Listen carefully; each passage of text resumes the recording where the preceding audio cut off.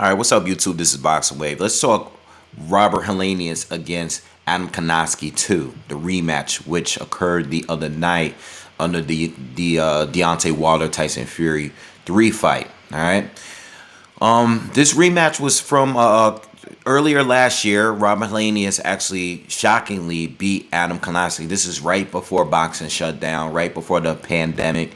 One of the last few cards that we got before everything shut down last year. Helenius stopped Kownacki in the fourth round, which was shocking. Kownacki had a good rhythm going. He had a lot of momentum going into this fight. He beat Charles Martin. He beat Chris Arreola. Went to war with him. He stopped Gerald Washington. So many of us believe that Kownacki was going to beat Robert Helenius, who's been around. He's been in the game for a long time. All right. But he's still fresh. He proved that he's still very fresh. A much taller fighter. A guy that has a reach, he can move, not the quickest fighter, not the most athletic fighter, but he boxes well. And he was able to catch Kownacki, who displayed no defense. He's never had any defense. He's always been a high volume fighter, a pressure fighter, a brawler, but he's never been a defender, all right? And he kind of actually doesn't hold, he doesn't have any kind of defense. He kind of just gets punched in the face. Well, in that first fight against Helenius, he took too many punches early on, and he was stopped in the fourth round. A fight that I thought he was winning, but he did get caught a couple times, and Helenius had a great, game plan. He just kept catching Kownacki as he was coming in, and Helenius would kind of ambush him at times, all right? Kownacki obviously was outworking him, but Helenius made every punch count in the first fight. The second fight, the fight we got the other night, Helenius basically continued where he left off. I thought Kownacki was going to be better. I know he was definitely fitter. I figured, I don't expect him to have all this kind of upper body movement, and I don't expect him to move his head and counter and slip shots.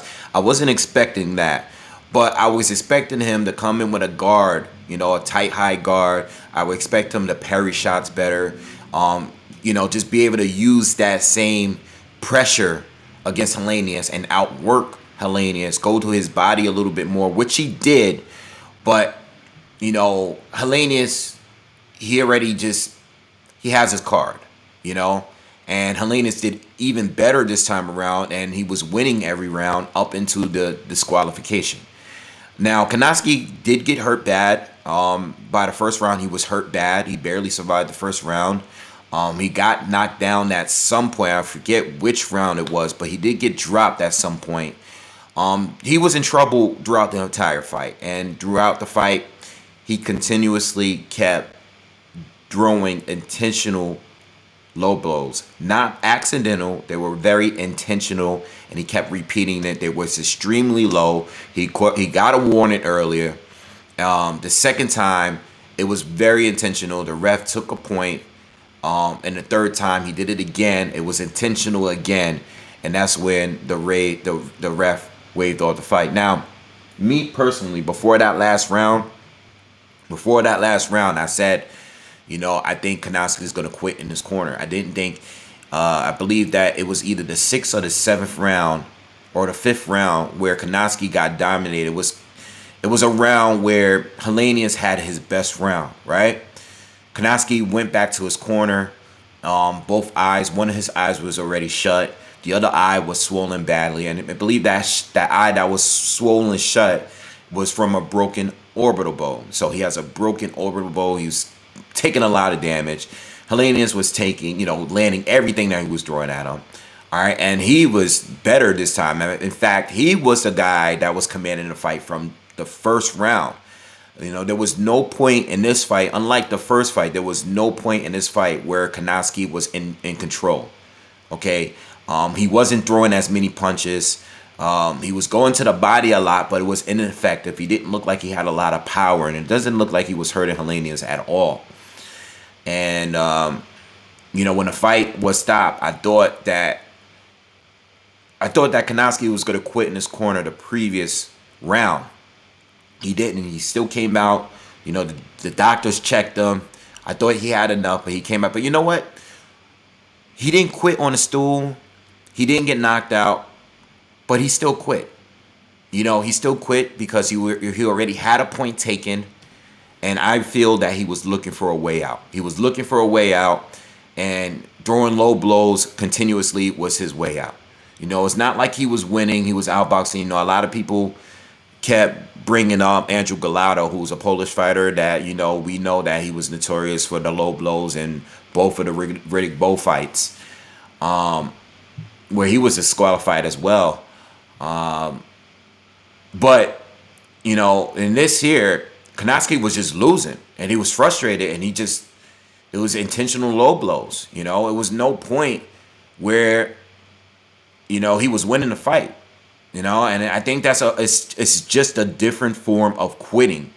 He quit in there because he wasn't hitting him with anything that was effective. So what did he do? He hit him somewhere that it would be effective. And those were the low blows that we got.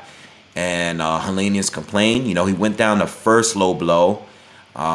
He went down the first one. The second one, the point was taken, but it wasn't as bad. And the third one, it was just like totally random. Like, I'm just going to hit you low because I don't have anything else, And that's what we got, Again, Kownacki suffered a broken orbital bone. And Helenius, I believe he's the WBA mandatory, which is a little confusing. Again, I stated, and I should have kept this site up because I had it up earlier. I stated that the WBA and the heavyweight division is confusing. Now, I know the WBA is supposed to be changing things, and they're supposed to be getting rid of some of the watered down regular titles. All right, but what do they do with all of these guys that's still waiting around for an opportunity? The number one guy, you got the number one ring guy. Okay, you have who is Daniel Dubois at this time. All right, and then you have Robert Helenius, who is supposed to be the mandatory, right? Then you have Trevor Bryan, who had or is holding the world title.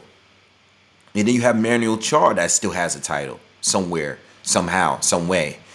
So I'm not sure how this WBA thing needs to work. We know that Alexander Usyk is the true champion in the WBA, and he's going to be defending his title against AJ in the rematch. But I don't know how this system works. I personally believe that, you should have one of the, Daniel Dubois or Trevor Bryan should fight each other, or Helenius should fight one of the two, or I don't think there should be a mandatory at this point unless, have some kind of title eliminator before having it. It's too many guys. It's too cluttered right now. And before we impose any kind of mandatory obligation, we should clean up this mess that's going on in the WBA. All right, so that's how I feel about Robert Helenius. As far as, Adam Kownacki, obviously he needs to, get better.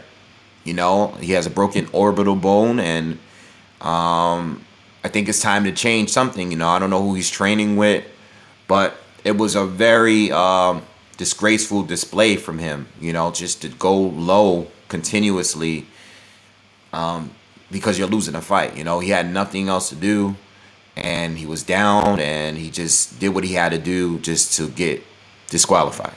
All right? But he needs to change something, because the way he's fighting now, he's already been exposed. He's already shown to be that he can get hurt. Before, he was being very aggressive, but he used to catch a lot of shots. But guys like Charles Martin, guys like Chris Arreola wasn't able to really hurt him. Robert Helenius was able to do that. So since now that he got exposed, if he fights these type of fighters, they're going to still do exactly what was done with him in the last two fights. So something needs to change. He definitely needs to work on his defense. And maybe he needs to,